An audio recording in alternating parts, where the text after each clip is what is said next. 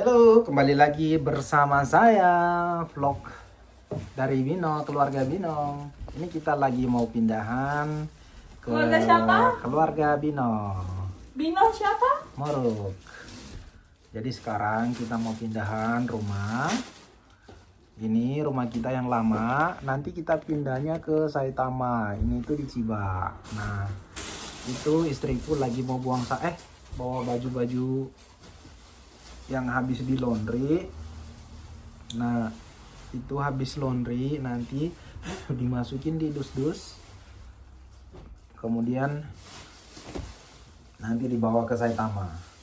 Teman-teman, terima kasih karena sudah membantu untuk like dan subscribe ya. Ini kita lagi nunggu proses pemindahan barang, menunggu kargo datang mengangkut. Bajunya Cherry udah masuk. Itu bajunya anakku mau dibawa juga semuanya. Pokoknya ini isi dalamnya kosong. Nah, ini kalau pindahan di Jepang itu teman-teman, biasanya kita menggunakan, ada beberapa kargo yang terkenal di sini. Kita gunakan apa ya kargo sayang? Kargo swasta ya pokoknya ya. Kenapa? Kita pakai kargo apa ya? Kargo kemana? Yang sekarang angkut barang ini. Art Hikoshi Center. Art Hikoshi Center. Ada banyak sih angkut-angkut barang kayak Kuroneko, ada pos Jepang juga. Tetapi kita pilih yang Art Hikoshi Center, artinya ya itulah. Intinya nama kargo itu. Nah, saat ini kita lagi nunggu jam penjemputan. Tadi Jam 4 katanya datang. jam 4 katanya. 4 sampai setengah 5. Tadi dia sebelumnya, kemarin kita telepon, dia bilang kan hari pertama sebelum pengangkatan tolong telepon. Jadi ditelepon dulu, terus dia bilang kemarin jam 2 sampai jam 5 jam pengangkutannya. Nah, untuk kargo pengangkutan barang di sini itu bagusnya itu seperti itu. Jadi selalu konfirmasi. Contohnya ini waktu mau angkat barang di sini, pengangkatan barang di sini itu sebelumnya itu kan kita sudah pilih nih prosedurnya begini. Jadi saat kita memilih untuk menelpon Art Hikoshi Center ini misalnya contoh kargo. Nah, kemudian dia datang survei. Pas saat dia survei, apa-apa sih yang mau diangkat? Jadi orang yang untuk kargonya salah satunya datang. Terus kemudian dia mendaftar, datang kasih awalnya dia melihat dulu barang-barang apa aja yang mau diangkut. Ada barang besar, barang kecil, dicatat semua itu lengkap. Ada berapa dus misalnya, berapa koper gitu, atau lemari, meja, kulkas, mesin cuci, itu dicatat semua sama dia. Dicatat, kemudian dia kemudian kasih harga. Untuk misalnya jarak berapa kilo itu, misalnya kita yang sekarang yang pengangkutan ini dari Chiba ke Saitama itu kan sekitar 1 jam lebih. Nah, itu dia kasih harga di harga 5 jutaan. 5 juta sampai 6 jutaan lah. Terus untuk pengangkutan barang ada satu kunci yang kalian harus tahu, bahwa untuk pengangkutan barang, kalau dia misalnya tanya, orang kargonya tanya, ini dibayar Kaisha atau perusahaan enggak untuk pemindahan barang ini. Misalnya kamu mau pindah ke perusahaan baru, jangan bilang dibayar perusahaan, nanti mereka tembak harganya mahal banget. Terus nanti mereka akan nanya, dikasih sama perusahaan itu berapa mang misalnya batas pembayaran. Kan biasanya dari perusahaan yang kita mau pindah ke perusahaan tuh, kadang ada perusahaan yang bayar untuk hikoshi atau untuk pindahan barang tuh, pindahan rumah. Nah, misalnya perusahaannya kasih batas minimal misalnya 10 mang atau 10 juta atau 20 juta. Jangan kasih tahu itu. Kalau kamu bilang kasih tahu itu, dia bilang beneran langsung kasih tahu, bisa sampai giri-giri. Misalnya giri-giri itu apa ya? Ya, batas maksimal. Bisa saja dia kasih sampai 9 juta misalnya. Perusahaan kasih 10 juta, dia bisa kasih 9 juta. Jadi diam-diam aja, bilang aja misalnya dikasih tahu tidak dibayar perusahaan. Jadi dia kasih harganya minimum gitu. Atau misalnya dikasih harga perusahaan pun misalnya 5 mang aja. Kalau dikasih tahu 10 mang, kasih tahu bilang 5 mang aja atau 5 juta aja. Misalnya kasih 10 juta gitu biaya pemindahannya. Sehingga jangan ditembak sama orang perusahaannya. Nah, jadi kemarin tuh hampir saya salah ucap. Untung istri bantu sehingga aman lah dari jebakan Batman. Nah gitu. Jadi kalau pindah seperti itu. Nah kemudian tadi kan kita berbicara tentang pada saat dia datang ngecek ya. Nah dia kan datang ngecek semua, ngecek terus kemudian kasih harga. Nah tidak bisa langsung hari itu atau besok dia langsung datang, enggak, karena kan ada jumbang atau ada banyak yang pakai jasa mereka. Paling seminggu sebelum pemindahan barang sampai 2 minggu saat mau pindah itu harus sudah ditelepon. Jangan tiba-tiba pasti nggak bisa, nggak bakalan bisa. Nah oleh karena itu harus di Yayaku atau di telepon posnya atau kargonya sebelum 2 minggu atau seminggu. Nah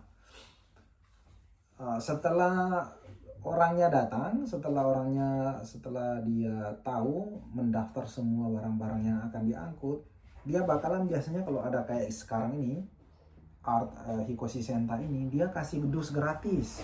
Dusnya masih baru semua, masih segel. Misalnya ada kasih dus plus 20 atau 30 ini. Kita dapat kemarin 30 kayaknya, 30 dus. Jadi gratis, tidak perlu harus cari dus di kombini atau di toko-toko, nggak perlu capek-capek. Di sini dikasih dus gratis. Nah, terus kemudian bagusnya di sini itu dus-dusnya itu sudah ada mereknya dan apa-apa yang isi di dalam mereka sudah tulis. Contoh ini ya. Ini berapa? Nah, ini sama. Ini di sini kan ada tulisan-tulisan tuh. Jadi misalnya ada barang pecah belah, terus ada misalnya alat dapur atau misalnya alat kamar tidur atau atau alat apa itu namanya? Alat makan, terus tempat tidur dan segala macam. Bukan tempat tidur sih, kasur, bantal dan alat untuk kamar tidur lah. Dan semua ditulis di situ pokoknya. Berbagai macam ditulis di sini nih semuanya. Nah, jadi kita tinggal centang aja. Barang-barang itu. Terus kemudian dia tinggal datang angkut. Nanti simpannya sesuai dengan tempat yang kamu tulis itu. Misalnya barang alat makan, berarti dia simpannya di dapur.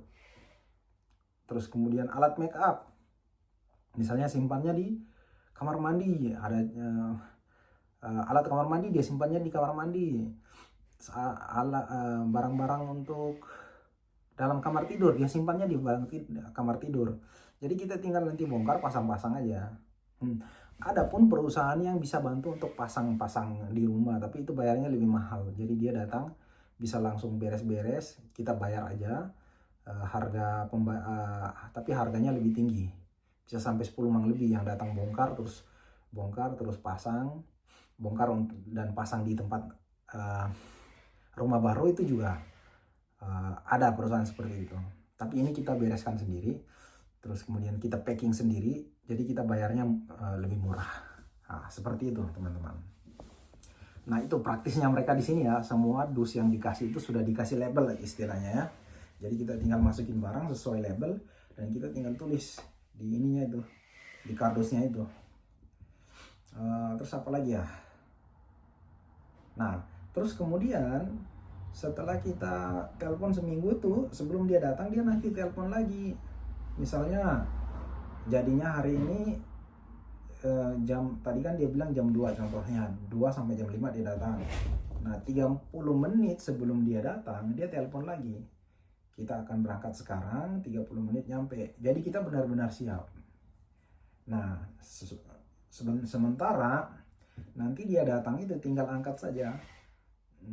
Pas waktu awal datang pertama kali itu, Pas waktu dia ngecek, nanti dia kasih kabar. Mobilnya mobil seperti ini.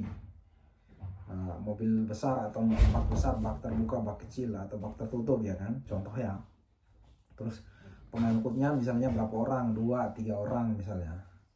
Nah, seperti itu.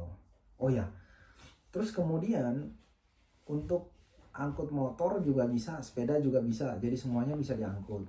Nah, untuk khusus untuk motor Gensuki atau motor yang cc-nya kecil itu itu istriku, teman-teman. Nah, Ya, aku juga tuh. jadi untuk motor-motor, kalau motor mau diangkut itu dia harus bensinnya harus dikosongin, bensinnya harus dikeluarin supaya kosong benar-benar agar tidak terjadi kebakaran. Nah, itu untuk motor ya. Untuk sepeda aman. Terus untuk kayak barang-barang yang mudah meledak itu sebaiknya jangan dibawa di atas mobil. Oke. Jadi seperti itu ya teman-teman. Ada juga kalau pos ya. Dulu kita pindah dari Nara ke Tokyo sini, ke Chiba sini. Kalau dari Nara itu kan jauh, 8 jam sampai 9 jam. Nah, itu kalau lewat pos itu kita bisa bikin yang namanya barang kita bisa nginap dulu. Misalnya kitanya masih ada urusan di daerah tertentu. Nah, terus di 3 hari ke depan kita belum ada di rumah misalnya. Ya sudah, kasih tahu saja posnya. Waktu itu kita begitu, 3 hari ke depan kita kayaknya belum sampai di Tokyo, kita masih ada urusan di sini. Jadi barangnya diinapin dulu 2 hari atau 3 hari. Jadi kita sudah sampai di Tokyo dari Nara atau Osaka, sampai ke rumah baru ditelepon suruh datang. Seperti itu juga bisa, tetapi bayarnya agak lebih sedikit lah istilahnya. Nah, intinya itu pemindahan barang di Jepang itu sangat praktis dan prosedural serta profesional. Nah, mungkin ini salah satu hal baik yang saya sampaikan kepada teman-teman supaya mungkin teman-teman yang mau pindah atau mau bikin bisnis pindah-pindah kargo bisa mencontohkan hal bagus ini di Jepang. Oke, teman-teman, semoga bermanfaat. Terima kasih banyak. Terima kasih sudah menonton. Salam kenal dari Jepang. Selamat sore. Sampai jumpa nanti. Oke, bye-bye. Thank you.